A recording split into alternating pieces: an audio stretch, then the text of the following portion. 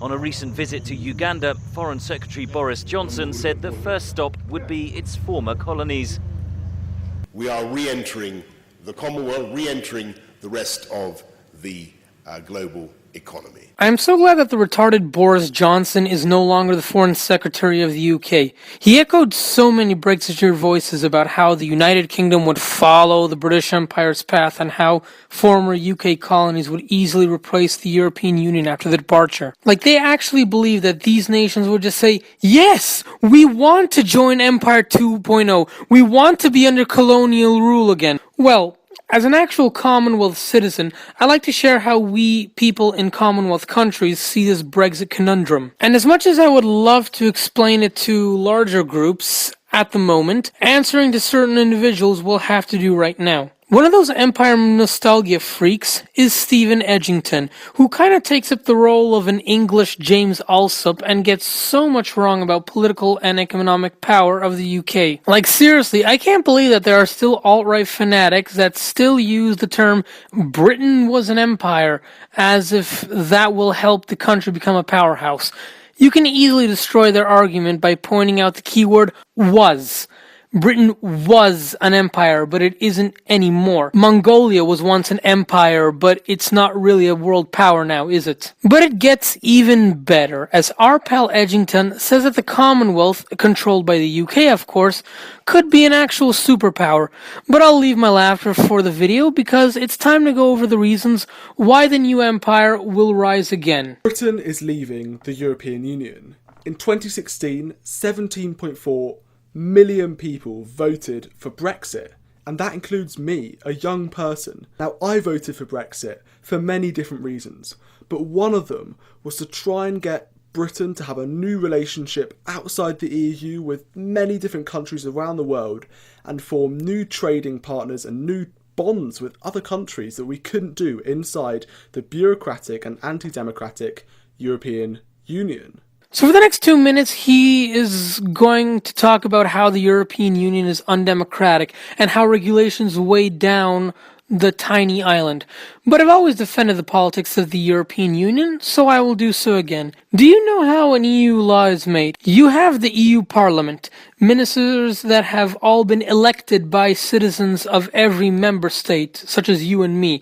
I mean, I have dual citizenship, I'm also an EU citizen. These people represent their country, along with the EU Commission, people which elected officials send, and then you have the Council of the EU, which every nation also sends, and guess what? They are sent by the elected government of every member state. Now, in order to make a law, every nation has to debate the proposed law in order for it to be passed. The vote has to be unanimous. Every member state has to agree, otherwise it can't be passed and the proposed law is binned. In other words, all EU laws and regulations are ones that the UK took part in the procedure and agreed to, and UK politicians made that law. They're asking people to give up their sovereignty in the long term. That's the goal. What sovereignty? Okay. Come on. What sovereignty? No, I want to know. What sovereignty have you given up for the EU? Okay, 50% of the laws are made by people I didn't elect. Bullshit. Right, name one of them. Well, just because I can't name one doesn't mean it's not true. Oh, come on, for fuck's sake. No, but this is what they say. The EU is imposing all their horrible burdens on me. The European Commission's Flame website. retardant label on my chair. Yeah, right? If that is the imposition, if that is the freedom that you've given up, it's bullshit. Look, now we're leaving the European Union and we're leaving the customs union. Despite what the Lords say, now they voted down the government to stay in the customs union. They want us to stay in the customs union. I find it highly unlikely that we will. But now that we're leaving the customs union, now that we're leaving the single market and we're leaving the EU, we can make a new trading relationship around the world. And what that means is that several countries that we've had historical ties with through the Commonwealth can now become our main trading partners. Now, there's something called CANZUK International. Now, this is a group of countries, Canada, Australia, New Zealand and the UK, who want to have extremely close bonds. Now, what you're seeing now is a picture of the 4 leaders of these countries. The Commonwealth is a group of nations, over 50 nations, that is now meeting in Buckingham Palace and in the UK for a summit with the Queen, who is the head of the Commonwealth. With Britain leaving the European Union, the Commonwealth can become a new global power. We have over a third of the world's population, 60% of the world's young people. We could form new trading relationships, have a free trade agreement between the Commonwealth nations, over 50 countries, huge economies including India, Canada, Australia, the UK, some of the biggest economies in the world. We also have over half of the world's emerging economies. The top 20 emerging economies, over half of those are in the Commonwealth. The next few decades, the Commonwealth really could become a world leader and a global power. You can smell the nostalgia from miles away. These people genuinely believe that modern Britain has the historic tag that it is a world superpower, that it is mightier than everyone, hence the Britain was an empire argument. But there are a few things that Queen Victoria's minions deliberately forget. So here's some breaking news. The British Empire collapsed. The Commonwealth is not an empire, but an independent set of nations with their own laws, their own governments, and their own sovereignty. They owe no allegiance to the UK, nor do they answer to any of its calls. To put it simply, they're not going to be walking up to Britain asking for trade deals, nor will they ask to become a single governing nation. These regions of the world have their own political spheres of influence and their own trade deals, which take up much bigger priority. We're not going to waste time and money to create a trade deal with a tiny island. We're more interested in trade deals with the European Union, if anything, on the European continent, a place which has more people with a stronger purchasing power, and the UK would have been a part of that trade deal. Every Commonwealth leader said that the UK should stay because we have no interest in pursuing trade deals with it. Let's start with India, a country that will soon become a global economic power. Why on earth would they surrender all that to the UK by rejoining the empire? Well, I think the Brexit itself is a very unfortunate thing because I think it's a reversal of globalization. Whether that will be sufficient to substitute for losses in trade with the European Union, I'm not certain at all. I think for us, the real question is, does Britain turn inward or does it look outward? Now let's look at Canada. We already have a trade deal with Europe. It's called CETA. So we're not going to waste time on the UK when we have much bigger markets to look at right now. More unity is a path towards greater prosperity. We have a great relationship with a strong and united Europe, and certainly hope that that continues. Britain's always going to have clout. It's just it's obviously amplified by its strength as part of the EU. But fundamentally, as I've said, I believe that we're always better when we work as closely as possible together, and separatism or division just doesn't seem to be a productive path for countries. Historically speaking, there is a deep respect and tie to the UK from Canada, but the reality of the 21st century is that our closest ties are within North America. Prime Minister Trudeau announced less than a week after the Brexit vote that there were going to be expanded visa-free visit rules for Mexican citizens, and that Canada and Mexico would be expanding their free trade relationship.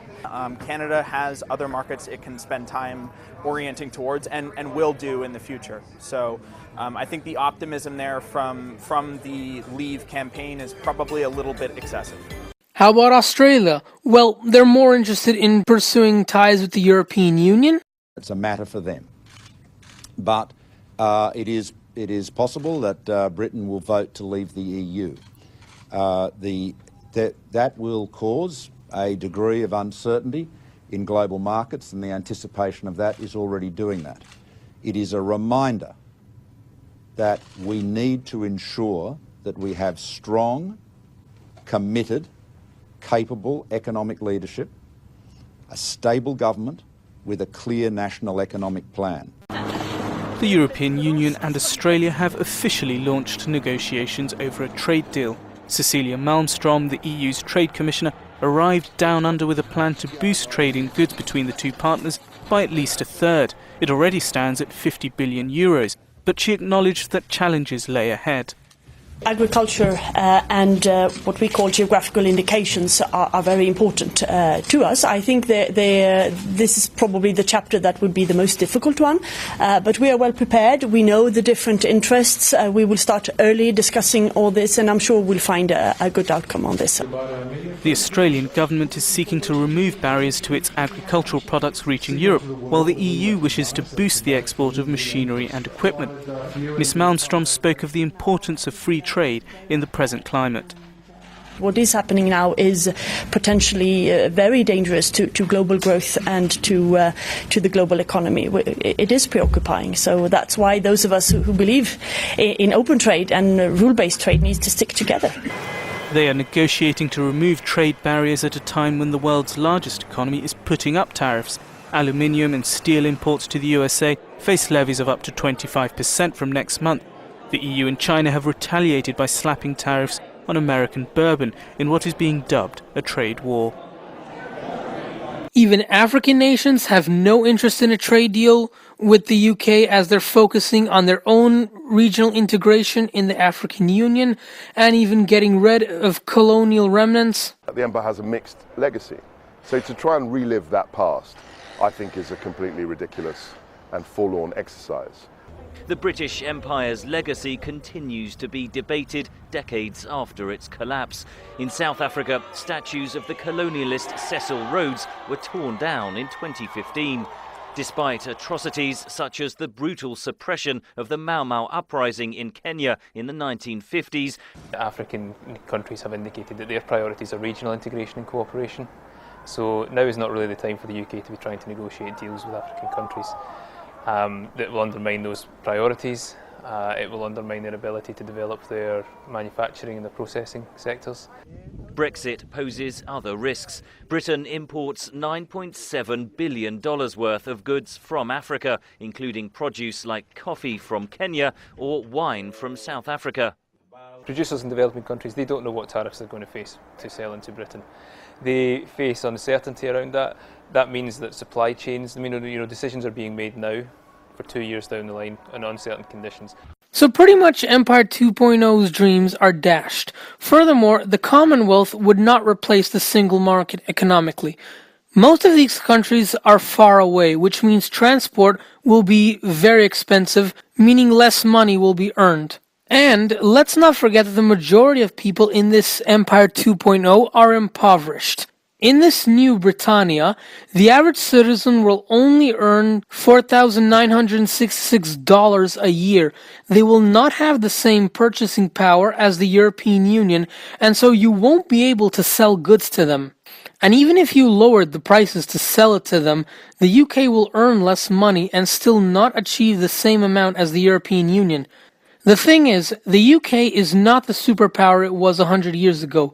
The only reason why the UK is a global power today is because it has a seat in the European Union. Britain achieved a lot more in the European Union than on its own. The simple belief that the Commonwealth nations will line up to rejoin the British Empire is a retarded one, to say the least. Now, we don't want something similar to the European Union, because that only leads to devastation for democracy. It means centralised power in a few people's hands without lack of accountability to voters. We do not want this. But what could happen if Britain really takes a leading role as we leave the European Union, as we come through Brexit, is that we become a new trading relationship where countries expand their economies and integrate with each other and trade as much as possible and grow each other's economies. Wait a minute, didn't you just recently say... The next few decades, the Commonwealth really could become a world leader and a global power. Yeah, you clearly don't understand geopolitics, because by definition, a superpower is a very powerful nation or an international governing body able to influence other nations. Based on your own words and your own title, you want the Commonwealth to be a superpower. and the only way that is possible is if it has a single governing body. And I'm guessing you want the UK to be the head of that governing body as well. And bounce off each other and really cooperate as countries. And for example, Britain today is leading the world on a ban on plastic straws. Why not? Why can't we become a new world leader in helping the environment, helping free trade, whilst so many institutions and countries turn towards protectionism? You've got China and the US putting tariffs on each other. You've got the US putting tariffs on the EU. You've got the EU putting tariffs everywhere on everyone and poorer economies to protect their industries. Why doesn't the UK become a free trade leader? And with that, we know that free trade leads to prosperity for everyone, and it leads to economic growth. And eventually, it leads to political power. And it means the Commonwealth could seriously become a huge global force, that it already is one, but it could become a huge global superpower in the future if Britain takes a leading role and we decide, look, the European Union, we dealt with you for 43 years. It didn't bring very many benefits. In reality, it just meant sovereignty was lost, and we gave them a load of our money. Now, we're outside the European Union, we're meeting the rest of the world, and why don't we become a free trade leader? And why doesn't the Commonwealth become a huge power internationally? A force for good, a force for free trade, a force for protecting the environment. Now, I've already explained why the Commonwealth is not a super nation, but I guess when nostalgia kicks in, emotions take over the brain quite easily. Furthermore, the UK doesn't care about the Commonwealth as equal partners. Like when Lauren Southern was banned from the UK over hate speech, she went to the EU instead of the UK. Yeah, a Commonwealth citizen went to the European Union to get that decision appealed. So much for a force for good. we can survive without a free trade deal with the EU if we have to. No deal is an option that is viable for the United Kingdom. And it's even better if we do get a deal because it means that free trade can continue between the EU and the UK. And to be honest, it's looking very likely that Theresa May will get a free trade deal with the EU. Yeah, you kind of counted your chickens before they hatched, especially since Spain is becoming another thorn in the deal's side. Once we're outside the transition, we can go around and we can become a free trade leader. Even within the transition, we can sign our own free trade deals. And we've got Liam Fox, who's the head of a new department set up by Theresa May, the Department of International Trade. And he's been going around the world trying to find countries who want to do free trade agreements with us. And tell me, how exactly has that worked out? So far, no one has really stepped up to sign a trade deal. In fact, Liam Fox even proposes Theresa May's current draft deal. Countries do not go after any nation when they want trade deals. They go for the powerhouses with the largest economic potential.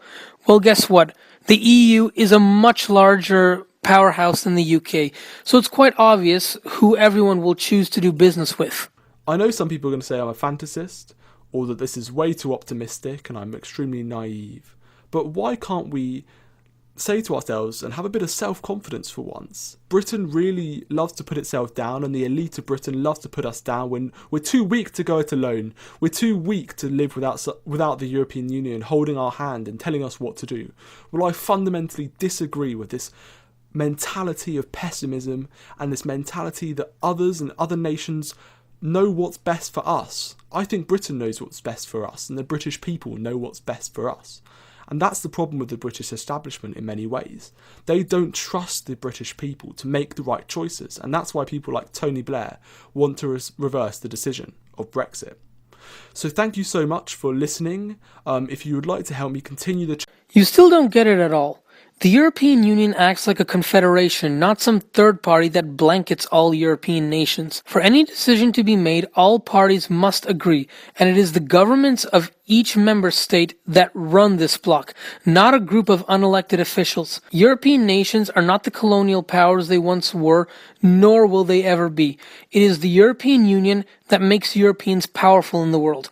Put together, it leads in science, has one of the strongest economies in the world, and could have one of the strongest militaries in the world.